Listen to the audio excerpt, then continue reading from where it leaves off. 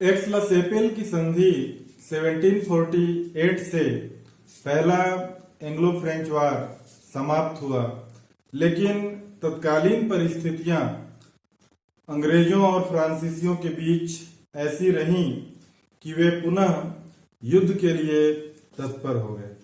जब हम second Anglo French वार की बात करते हैं और उसके कारणों पर अपना ध्यान केंद्रित करते हैं, तो हम ये पाते हैं कि जो भारत के नरेश थे, उनकी राजनीति में हस्तक्षेप करने का मौका इन यूरोपियन शक्तियों को मिला और इसका आरंभ इस मर्तबा अंग्रेजों के द्वारा किया गया।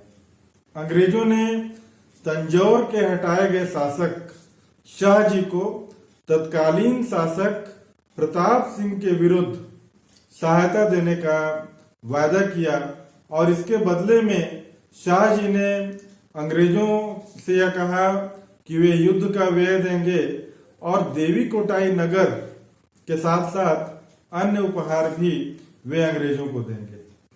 अंग्रेज जब प्रताप सिंह से युद्ध किए तो स्वाभाविक सी बात है कि वे आसानी से युद्ध को जीत गए, लेकिन इससे इतर प्रताप सिंह ने ही अंग्रेजों के साथ संधि कर ली और उन्हें देवी कोटाई के क्षेत्र के अलावा 36,000 रुपए वार्षिक प्राप्त होने वाला भूभाग भी उन्हें सौंप दिया। अंग्रेज तो धन चाहते थे, अधिकार चाहते थे, उसे वे प्रताप सिंह से प्राप्त कर लिए और शाहजी के बारे में उन्होंने कोई चर्चा ही प्रताप सिंह से नहीं की। बाद में शाहजी को 4,000 रुपए वार्षिक पेंशन पर उन्होंने सिर्फ मद्रास में रहने की अनुमति प्रदान की। अब अंग्रेजों की भारतीय नरेशों के प्रति हस्तक्षेप की नीति का अनुसरण फ्रांसीसियों ने भी करना शुरू किया और उन्हें यह मौका निजाम के यहाँ यानी हैदराबाद में और फिर कर्नाटक में करने का अवसर प्राप्त हुआ। 21 मई सन 1748 को हैदराबाद के निजाम आसफ जाह का देहांत हो गया और उसके उत्तराधिकारियों के बीच संघर्ष की स्थिति निर्मित हो गई। आसफ जाह का बड़ा बेटा इस दुनिया में नहीं रहा था, उसका पुत्र था मुजफ्फर जंग और आसफ जाह का दूसरे नंबर का बेटा था नासिर जंग। इस तरह आसफ जाह के निधन के बाद नासिर जंग ने अपनी दावेदारी पेश की, वहीं मुजफ्फर जंग ने भी अपने दावेदारी पेश की, यानी चाचा और भतीजा के बीच संघर्ष की स्थिति देखने को मिली। नासिर जंग गद्दी पर काबिज हो गया और मुजफ्फर जंग हैदराबाद में असंतुष्ट हो गया। वह मराठों की मदद लेने के लिए उनके पास पहुंचा, जहां पर उसकी भेंट चांदा साहब से हुई। इसके पहले के इतिहास से हम सब जानते हैं कि मराठों ने कर्नाटक पर हमला किया, वहां के नवाब दोस्त अली को मार डाला और उसके दामाद चांदा साहब को वे लोग अपने साथ सतारा ले आए। यानी मराठों की कैद में इस समय चांदा साहब थे और जब मुजफ्फर जंग मराठों से मदद मांगने के लिए पहुंचे तो वहां पर उनकी मुलाकात चांदा साहब से हुई। कहा जाता है कि चांदा साहब और मुजफ्फर जंग के बीच यहाँ पर एक दूसरे को मदद करने का एक समझौता हुआ और दोनों ने मिलकर फ्रांसीसियों से मदद चाहिए। फ्रांसीसी तो भारतीय नरेशों के मामले में हस्तक्षेप करने के लिए तैयार बैठे थे। डुप्ले ने तुरंत हामी भर दी।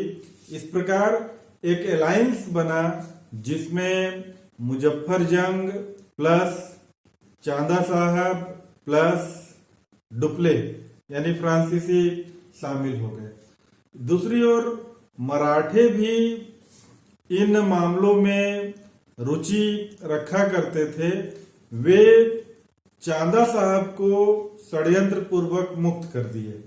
अब चांदा साहब कर्नाटक में आए। कर्नाटक में अनवरुद्दीन का शासन था। चांदा साहब उससे राज्य मांगने लगे। अनवरुद्दीन राज्य छोड़ने के पक्ष में नहीं थे, यानी कर्नाटक में असंतुष्ट चांदा साहब थे, हैदराबाद में असंतुष्ट मुजफ्फर जंग थे, और इन दोनों असंतुष्टों का साथ फ्रांसीसियों ने यानी डुप्ले ने देना शुरू कर दिया। कर्नाटक के मामले में अनवरुद्दीन के साथ अंबर का युद्ध हुआ, जिसमें मुजफ्फर जंग, चांदा साहब और फ्रांसीसियों ने मिलकर अनवरुद्दीन को परास्त कर दिया। अनवरुद्दीन का पुत्र मोहम्मद अली भागकर अंग्रेजों के शरण में त्रिचनापल्ली चला गया और कर्नाटक अब पूर्व नवाब दोस्त अली के दामाद चांदा साहब के कब्जे में आ गया। चूंकि फ्रांसीसियों ने मदद की थी, इसलिए बहुत सारा उपहार, जगह जमीन चांदा साहब ने फ्रांसीसियों को प्रदान कर दी। चांदा साहब को डुप्ले ने सलाह दिया था कि त्रिचनापल्ली को जीतने के स्थान पर वे तंजौर पर आक्रमण करें। साथ ही साथ नासिर जंग प्लस अंग्रेजों ने मिलकर कर्नाटक के क्षेत्र को पुनः प्राप्त करने के लिए प्रयास किया, और जिंजी नदी के तट पर जब संघर्ष हुआ तो उसमें चांदा साहब फ्रांसीसियों से पराजित हो गए। मुजफ्फर जंग ने आत्मसमर्पण कर दिया, और इसके बावजूद फ्रांसीसी गवर्नर डुप्ले ने अपना साहस नहीं छोड़ा और उसने पलटकर मछलीपट्टनम और जिंजी पर अपना आधिपत्य स्थापित कर लिया।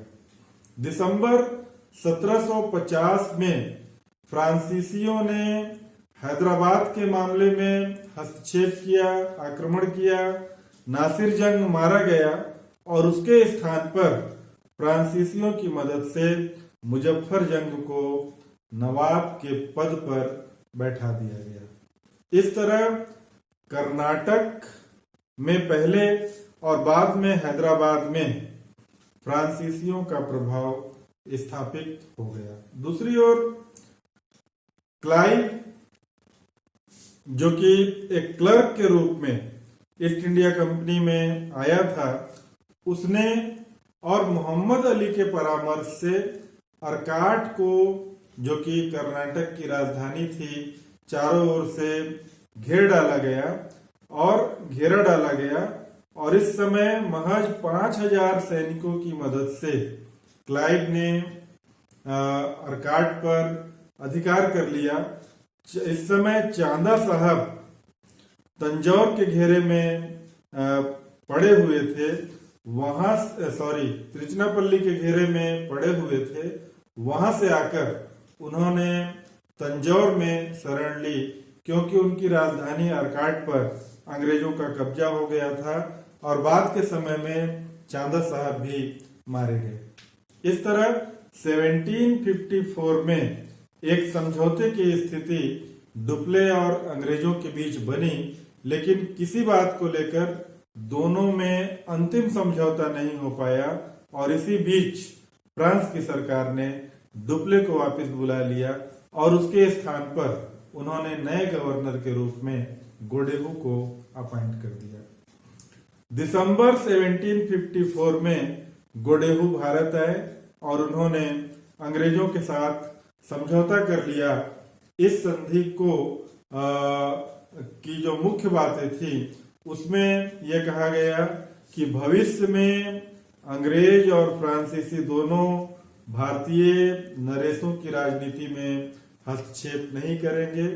इसके अलावा सेंट डेविड का किला, सेंट जॉर्ज का किला और देवी कोटाई पर अंग्रेजों का अधिकार स्वीकार किया गया। मछलीपट्टनम में फ्रांसीसियों का अधिकार स्वीकार किया गया।